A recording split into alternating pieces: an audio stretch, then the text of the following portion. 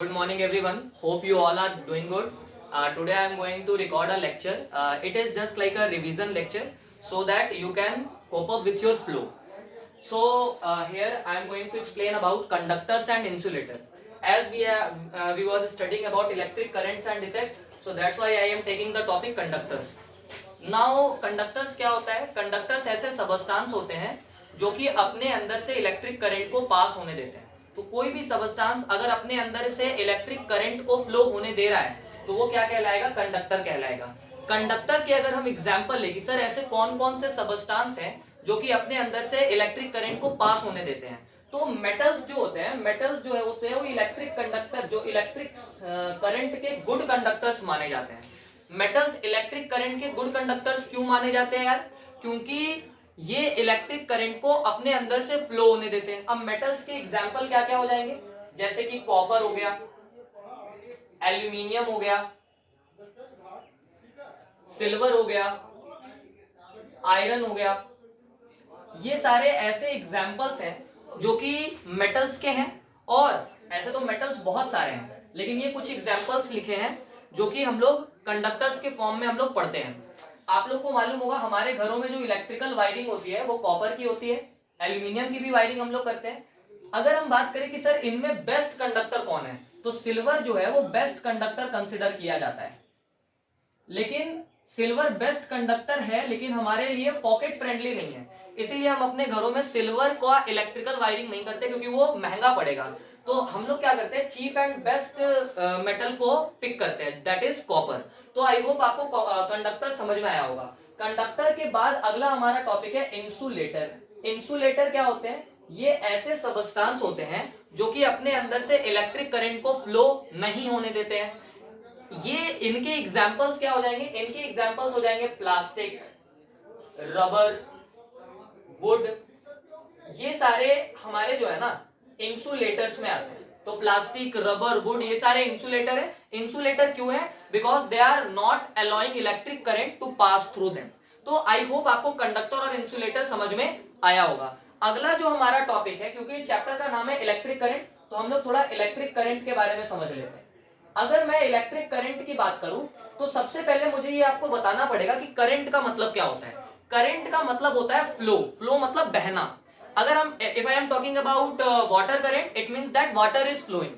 if I am talking about air current, then it means that air is flowing. So what does it mean? What is electric current? तो electric current का मतलब होता है flow of charge. Current मतलब flow और electric मतलब charge. तो charge का बहना, चार्ज का फ्लो होना. अब चार्ज किससे फ्लो होगा? कुछ पाथ तो चाहिए ना. तो चार्ज कंडक्टर के अंदर से फ्लो होगा, माने कि मेटल के अंदर से फ्लो होगा. तो मेटल के अंदर से चार्ज का बहना क्या कहलाएगा? इलेक्ट्रिक करंट कहलाएगा. तो इलेक्ट्रिक करंट को सिंपली हम लोग क्या समझ सकते हैं? Flow of charges. उसके बाद जब इलेक्ट्रिक करंट की बात हो गई तो हम लोगों को यह समझना पड़ेगा कि यार कोई भी चीज अपने आप नहीं बह सकता है. जैसे अगर मेटल के अंदर इलेक्ट्रॉन्स है जिन पर नेगेटिव चार्ज होता है, अगर वो फ्लो करना चाहे तो वो अपने आप फ्लो नहीं कर सकते, उनको फोर्स लगा करके फ्लो कराना पड़ेगा. इसीलिए हम लोग क्या करते हैं? एक डिवाइस का यूज करते हैं. वो डिवाइस क्या करता है? वो डिवाइस वायर के अंदर इलेक्ट्रॉन को फ्लो करवाता है, वायर के अंदर चार्ज को फ्लो करवाता है, और उस डिवाइस का नाम है सेल.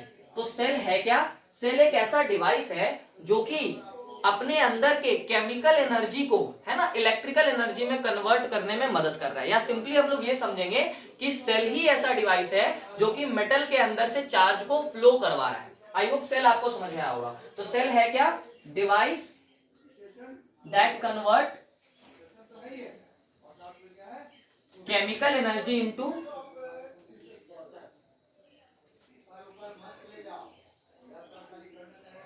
Electrical energy. ऐसा डिवाइस है जो कि केमिकल एनर्जी को किस में कन्वर्ट कर दे रहा है? इलेक्ट्रिकल एनर्जी में कन्वर्ट कर दे रहा है.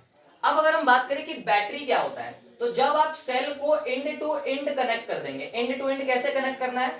जब पॉजिटिव टर्मिनल ऑफ सेल को निगेटिव टर्मिनल से कनेक्ट कर दिया जाएगा, निगेटिव टर्मिनल ऑफ सेल को पॉजिटिव टर्मिनल से कनेक्ट कर दिया जाएगा, और इसी सीक्वेंस को फॉलो किया जाएगा, तो इन कॉम्बिनेशन ऑफ सेल को हम लोग बोलेंगे बैटरी. तो बैटरी को हम लोग क्या समझ सकते हैं? It is a combination of cell. और सेल का कॉम्बिनेशन एक प्रॉपर पैटर्न में होना चाहिए. मतलब पॉजिटिव, याद रखिएगा सेल के लिए जो बड़ा लाइन है ना ये पॉजिटिव टर्मिनल को रिप्रेजेंट करता है। सेल का रिप्रेजेंटेशन बोले तो एक बड़ा लाइन से हम लोग दिखाते हैं जो कि पॉजिटिव टर्मिनल है, और एक छोटा लाइन से हम लोग दिखाते हैं जो कि निगेटिव टर्मिनल है। वैसे ही अगर पॉजिटिव टर्मिनल को निगेटिव टर्मिनल से कनेक्ट करना है, निगेटिव को पॉजिटिव से कनेक्ट करना है, देन अगेन पॉजिटिव को निगेटिव से कनेक्ट कर देना है। तो जब आप सेल को इस तरीके से कनेक्ट कर देते हैं तो इसी सेल के कॉम्बिनेशन को हम लोग बैटरी के नाम से जानते हैं। अगर हम लोग बात करें कि सर इलेक्ट्रिक करंट फ्लो कहां करेगा, जो क्लोज्ड कंटिन्यूअस पाथ होता है जैसे कि कंडक्टर, उसमें से इलेक्ट्रिक करंट फ्लो कर रहे हैं, तो उस क्लोज्ड कंटिन्यूअस पाथ को हम लोग बोलते हैं इलेक्ट्रिक सर्किट। तो इलेक्ट्रिक सर्किट है क्या? इलेक्ट्रिक सर्किट है क्या? इलेक्ट्रिक सर्किट एक ऐसा क्लोज्ड पाथ है जिसमें से चार्ज फ्लो कर सकते हैं, माने इलेक्ट्रिक करंट फ्लो कर सकते हैं। तो इलेक्ट्रिक सर्किट है क्या? Closed path, closed path in which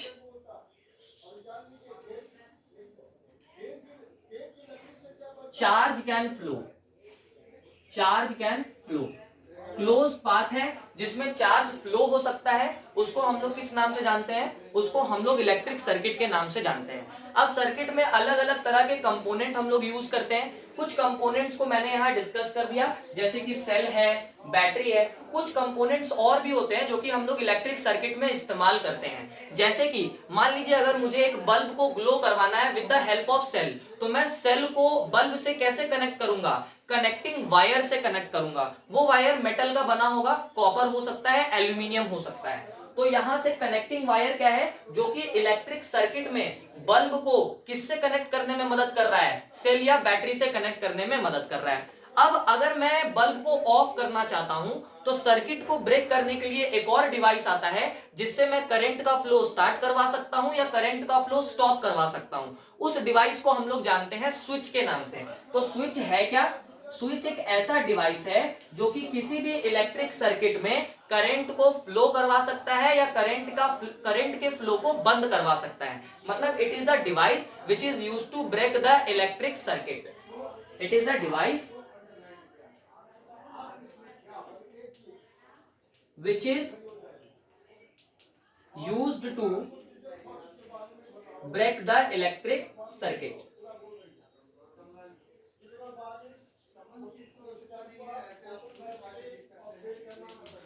तो यहां पर हम लोगों ने कुछ कुछ चीजें रिवाइज करी। मैं आशा करता हूं कि आपको ये रिवीजन समझ में आया होगा। जैसे एक बार मैं पूरा रिकैप करूं तो मैंने अभी तक क्या क्या बताया। मैंने अभी आपको बताया कि कंडक्टर क्या होते हैं। कंडक्टर ऐसे सबस्टांस होते हैं जो कि अपने अंदर से इलेक्ट्रिक करंट को फ्लो होने देते हैं। जैसे कि मेटल्स हो गया, एल्यूमिनियम हो गया, कॉपर हो गया, सिल्वर हो गया। Silver is the best conductor. उसके बाद मैंने आपको बताया इंसुलेटर के बारे में। इंसुलेटर क्या होता है? इंसुलेटर ऐसे मटेरियल होते हैं जो कि अपने अंदर से इलेक्ट्रिक करंट को फ्लो होने से रोकते हैं, जैसे कि प्लास्टिक हो गया, वुड हो गया, रबर हो गया। फिर उसके बाद हमने आपको बात करा कि टॉपिक का नाम है इलेक्ट्रिक करंट। तो इलेक्ट्रिक करंट क्या होता है? इलेक्ट्रिक करंट समझाने से पहले मैंने आपको करंट बताया। करंट का मतलब होता है फ्लो, और अगर इलेक्ट्रिक की बात करें तो इसका मतलब क्या फ्लो हो रहा है? चार्ज। चार्ज कहां से फ्लो होगा? वायर के अंदर से फ्लो होगा, कोई भी कंडक्टर के अंदर से फ्लो होगा। उसके बाद मैंने आपको बताया कि जो क्लोज्ड पाथ होता है जिसके अंदर से करंट फ्लो करता है उसको हम लोग बोलते हैं इलेक्ट्रिक सर्किट। ये कंटिन्यूअस पाथ होता है। फिर इलेक्ट्रिक सर्किट में कुछ कंपोनेंट्स हम लोग यूज करते हैं, जैसे कि connecting wires. Connecting wires metal के वायर होते हैं जो कि बल्ब को या किसी डिवाइस को स्विच से और बैटरी से कनेक्ट करते हैं। स्विच क्या होता है? ये एक ऐसा डिवाइस है जो कि सर्किट को ब्रेक कर सकता है। मतलब मैं अगर चाह रहा हूं कि करंट के फ्लो को रोक दिया जाए तो मैं स्विच ऑफ कर दूंगा, और अगर मैं चाह रहा हूं कि करंट के फ्लो को स्टार्ट कर दिया जाए तो मैं स्विच ऑन कर दूंगा। I hope you all have enjoyed this video and I hope you all will revise this topic. Thank you.